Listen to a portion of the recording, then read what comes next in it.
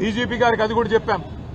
ఇవాళ కొంతమంది పోలీసులు మంత్రుల బర్త్డే కార్యక్రమాల్లో పరవశించిపోతా ఉన్నారు, కేకులు కోస్తున్నారు, డాన్సులు చేస్తున్నారు, స్పీచ్లు ఇస్తున్నారు. వాళ్ళ మీద కూడా చర్య తీసుకోండి. ఇట్లా ఒక డీఎస్పీ గారు ఉంటే కింద సిఐ గారు, ఎస్ఐ గారు, కానిస్టేబుల్కి ఏం సంకేతం పోతుందండి అని చెప్పి కూడా డీజీపీ గారికి అని చెప్పాము.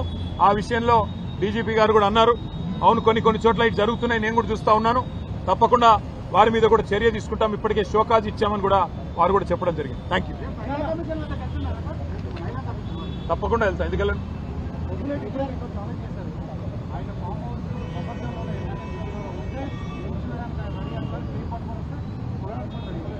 పొంగులేటి గారికి అంత శ్రమ అవసరం లేదు, పొంగులేటి గారికో ఇంకొకరికి అంత శ్రమ అవసరం లేదు. FTL బఫర్లో ఉన్న ప్రతి నిర్మాణం ఇప్పటికే అన్ని సెటిలైట్ మ్యాప్లు ఉన్నాయి, ఆయనంత బాధ కూడా పడాల్సిన అవసరం లేదు. ఎలా చెరువులు పూడ్చి కట్టారో అవన్నీ కూడా సెటిలైట్ ఇమేజెస్ ఉన్నాయి, చూసుకోండి. రంగనాథ్ గారితో మాట్లాడుకోమనండి, ఎక్కడెక్కడ FTLలో బఫర్లో ఉన్నాయో వాటిని కొట్టడం ప్రారంభించండి.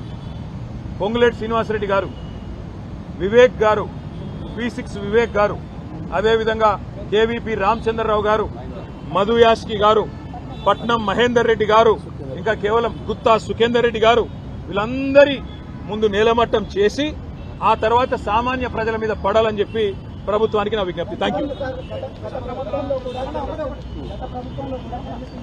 ఎక్కడ ఏం జరగలేదు. Thank you.